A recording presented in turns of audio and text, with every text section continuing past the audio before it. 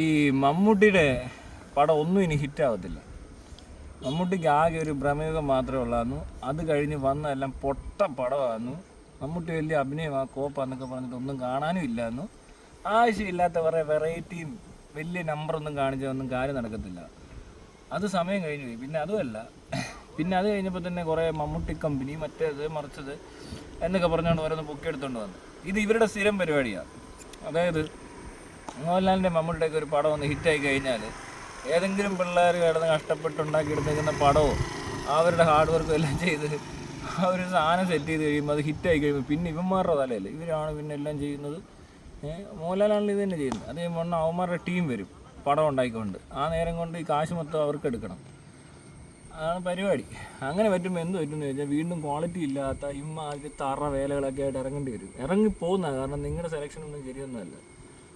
ഈ ഗതി കെട്ടിരിക്കുമ്പോഴേ വലിയ ഗുണമൊന്നുമില്ല. അങ്ങനെ ഇരിക്കുന്ന സമയത്ത് ആരെങ്കിലും വന്ന് കൊള്ളാവുന്നതിൻ്റെ അപ്പോൾ അവസരം കൊടുക്കും. അത് കഴിഞ്ഞ് പിന്നെ കാശ് അങ്ങോട്ട് ആയി കഴിയുമ്പോൾ പിന്നെ ഫുൾ ഇവരുടെ ഇൻവെസ്റ്റ്മെൻറ്റ്സും ഇവരുടെ കൺട്രോളും ഒക്കെ ഉള്ള പരിപാടിയാവും. അപ്പോൾ പഴയ ആ ടീമൊക്കെ തന്നെ വന്ന് വീണ്ടും കൂടും. അപ്പോൾ എന്ത് പറ്റും? ചാറുപറ പടം നിരത്തി പിടിച്ച് പൊട്ടും. ഇതാ പോക്കെങ്കിൽ ഇനി ഒരു പടവും വിജയിക്കാൻ പോകുന്നില്ല. ഇമാതിരി നമ്പർ ഉടായ്പൊക്കെ ആയിട്ട് എന്നിട്ട് എല്ലാം കൂടി ഒന്ന് വീഡിയോ കോളൊക്കെ ചെയ്ത് ആളെ പറ്റിക്കാനായിട്ട് സ്കീം.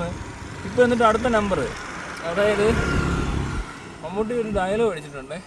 അത് എന്ത് പറഞ്ഞു, കുറച്ച് പേര് പറഞ്ഞു പകുതി നല്ലത്, കുറച്ച് പേര് പറഞ്ഞു മുക്കാലും നല്ലത്, എന്നാൽ എല്ലാവരും അങ്ങനെയല്ല, പോയി കണ്ടിട്ട് മുഴുവനായി നല്ല അഭിപ്രായം പറയണമെന്നൊക്കെ. ഞാൻ ഇത് കണ്ട ചിലരുടെ അത്ഭുതകരമായ കാഴ്ചയെക്കുറിച്ച് ഒന്നും പറയാനില്ല. എന്താ പാട്രിയൻ സിനിമ പകുതി കൊള്ളാം മുക്കാൽ കൊള്ളാം എന്ന് പലരും പറയുന്നു. ഓരോരുത്തരും സിനിമ കണ്ട അഭിപ്രായം പറയുമെന്ന് മമ്മൂട്ടി, പറയണമെന്ന് മമ്മൂട്ടി എന്ന് കണ്ടോ. അതായത് മമ്മൂട്ടി പറഞ്ഞു ഈ ഊമ്പിയ പടം കണ്ടിട്ട് അഭിപ്രായം പറയണമെന്ന്. പിന്നെ നീ ഇന്നെടുത്ത് കാശ് കൊടുത്ത എല്ലാവരും തിയേറ്ററിൽ വിട്ട് നീ അങ്ങ് കൊടുക്ക് ടിക്കറ്റിൻ്റെ കാശ്, എന്നിട്ട് അഭിപ്രായം പറയാം. പിന്നെ ഈ ഊമ്പി തെളിഞ്ഞ പടമൊക്കെ ഉണ്ടാക്കി വെച്ചിട്ട് ഇതിന് കണ്ടിട്ട് അഭിപ്രായം തെളിക്കാൻ പോകല്ലേ. ആർക്കും ഇഷ്ടപ്പെട്ടിട്ടില്ല. വെറും പന്ന പടമാണ്, പൊട്ടിത്തെറിച്ച്.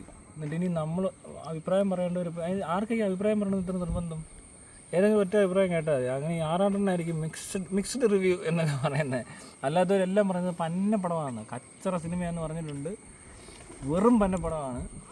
ഇതൊന്നും കാണാൻ ഇന്നെ അഭിപ്രായം പറയാനല്ലേ സിനിമ കാണാൻ പോകുന്നു. ഇയാൾ ആരുടെ പിന്നെ അഭിപ്രായം തുളിക്കാൻ പോകും? അപ്പോൾ പിഷാരടിയോട് കണ്ടിട്ട് അഭിപ്രായം പറയാൻ പറ. അങ്ങനെയാണ്. പിഷാരടിയാണല്ലോ വാല് കാട്ടി നടക്കുന്നത്.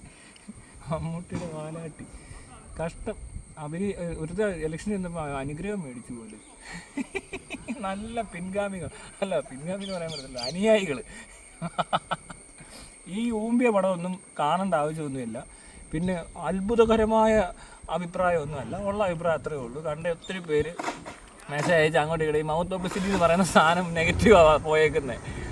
എല്ലാവരും കണ്ടിട്ട് എനിക്ക് എത്ര പേരെ മെസ്സേജ് അയച്ചിട്ടുണ്ട് ഇതാര് തൊലിഞ്ഞ പടം എന്നൊക്കെ പറഞ്ഞിട്ട്. ആ ട്രെയിലർ നല്ലപോലെ ചെയ്ത് വെച്ചിട്ടുണ്ട്, കണ്ടാൽ നമ്മൾ ഓർക്കും നല്ലതായിരിക്കുമെന്ന്. പക്ഷേ പടം കണ്ടവർ വളരെ മോശമാണ് പറഞ്ഞിരിക്കുന്നത്. എന്താടാ വണ്ടി വിട്ടോളാം അവനെ